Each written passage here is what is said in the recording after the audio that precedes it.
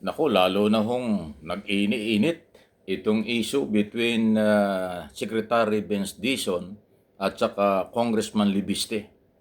Kasi sinasangkot na ni Congressman Libiste na meron daw budget o insertion itong si Dizon kahit noong siya ay wala pa sa DPWS. Naku niyo mga gunita, nasa BCDA ito nung araw. Ha? Pero meron daw nilagay na budget sa national budget. Parang insertion. Naloko na. Kaya siyempre hindi ho magugustuhan ito nitong Congress, nitong Secretary Dizon. Kaya nga silang dalawa ang tila nagtatalo na. Ano ha? Pakinggan nyo itong report na ito. At nasa inyo na yon.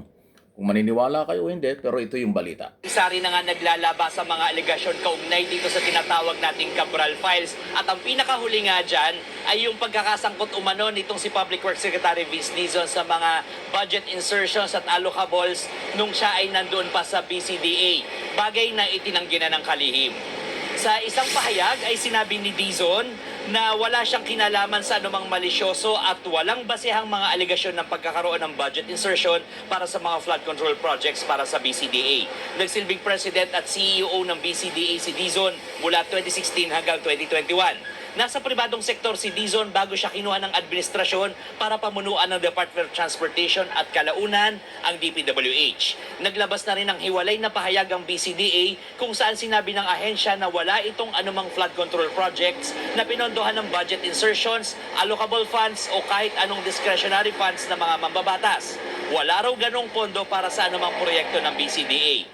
Hindi rin daw nakikilahok ang ahensya sa mga discretionary funds at insertions. Ang mga proyekto raw ng BCDA ay nagmula sa aprobadong government programs na pinopondohan ng National Treasury at maayos na nakasaad sa General Appropriations Act at sumasa ilalim sa mga alituntunin ng Commission on Audit.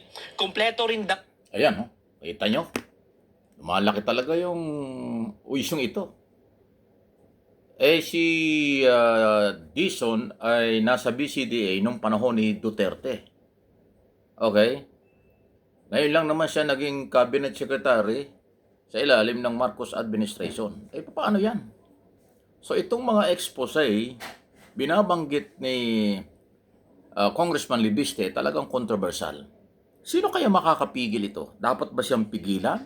O tuloy-tuloy lang itong kanyang mga sinasabi na ang tinatamaan po ay mga taga-gobyerno noon at ngayon? Ngayon ni Public Works Secretary, abay matindi po yan. Kung yung mismong Public Works Secretary ay binibintangan ng ganyan tapos wala naman palang katotohanan, sabi ng kampo ng Dizon, paano ito? Sino makakapigil dito? Ako, tingin kong pwede lang makapigil kay Libiste kung dapat pigilan ay yung kanyang ina na senador, si Loren Ligarda. Hindi ko lang alam kung pipigilan siya o hindi. Hindi ko rin alam kung may go signal ang kanyang ina o wala. Pamilya yan eh. So marami tayong malalaman, nasa atin na yon. Tayo ba'y maniniwala sa lahat ng sinasabi nitong congressman ng Batangas na si Libiste o hindi? Sa isang banda naman, kapag kahugan yan, so mayroong akusasyon, mayroong denial, ang taong bayan nagkakaroon ng mas malawak na impormasyon. Maniniwala na lang tayo kung sino ang nagsasalita at sino ang pinaparatangan conforme sa kanilang mga explanation. Ako naman at ang ating mga channel, Mike Abe Opinions, ay naghahatid lang tayo kung ano ang mga balitang nanggagaling, kung kani-kanino. Wala namang personalan dito. So kay Dizon, ang sabi ng kampo ni Dizon, walang insertion. Hindi sila nakaalam sa budget. Nung siya ay wala pa sa gabinete, nasa BCDA pa. Pero sabi naman ni Libiste, meron daw siyang nakita. Ay, ang lawak naman ito. Kala ko dati, mga secretary, Yosek, at executive secretary ang sinasabing kasama sa insertion. Abay ngayon, malawakan na eh. Ganyan ang katindi ngayon ang galawan. Ang tungkol sa budget. Yan na pinag-uusapan. Madali, pero kung nakikita ko rito nakahubad Dahil meron malapad ang likod doon sa naging background doon sa salamin. Anyway, nasa bakasyon pa rin ho tayo. Ganun pa man, tuloy natin. Itong issue na may kaugnayan sa mga paratang na ganito, masakit man, parang nagiging entertainment na rin. Masakit man, para bang nakakabutit na nalalaman natin kung sino ba ang pasaway, sino ang hindi. Ang problema, pera natin ang kanilang pinagtatalo-talunan at pinag-interesan eh. Kasi alam naman, basta nagka-interest ka sa pera, hindi lang sa proyekto yan.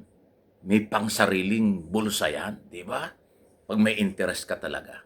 Hindi ko sinabing totoo lahat ng sinasabi ni Libiste.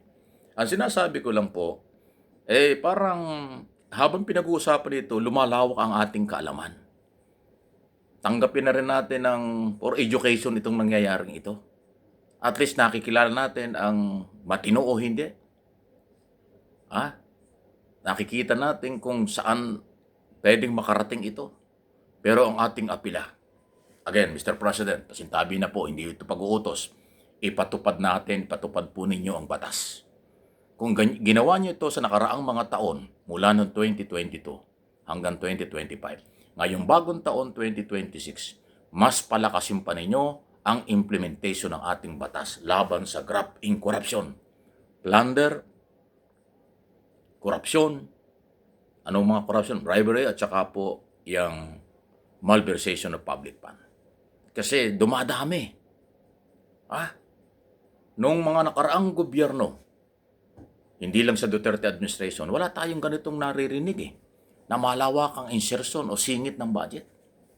Alam naman natin, kung pwede tayo magsabi ng conclusion na pag ikaw ay nagsingit ng budget, meron kang business interest at sabihin natin meron din personal.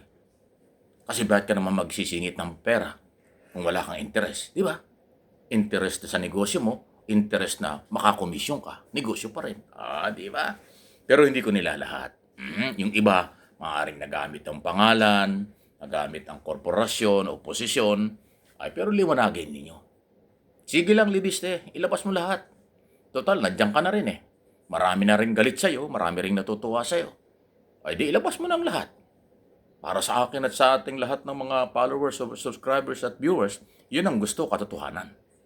Ilabas mo kasi alam nyo pwedeng mangyaring ilabas lahat eh. Kasi pati yung sa nanay niya, sinabi niya eh. Yun daw kanyang nanay, na si Senador Libiste, Senador Ligarda, meron ding insertion. Pero sabi daw ng nanay niya, hindi daw niya alam. Kita mo? Kung in-expose nga yung sa nanay niya, yung pa kayang sa iba. Yan ay yung ating warning. Batanggay yung dating nito si Libiste. At matapang ang dating, ha? Isipin mo, ayun na, buti naalaala ko yun. Kaya yung lahat ng nandyan sa listahan at posibleng may kinalaman, nako, maghanda na kayo. Ma-expose yan. Ulitin ko, yung nanay nga niya, ini-expose niya, kayo pa kaya? Aba, kaabang-abang ito, ha? Sige, bahala ng taong bayan, kayo kung saan kayo maniniwala. Sa nag-aakusa o sa mga inaakusahan. Pero huwag natin kalimutan, pera po natin lahat ito. Magka-interest tayo. Muli, Happy New Year po!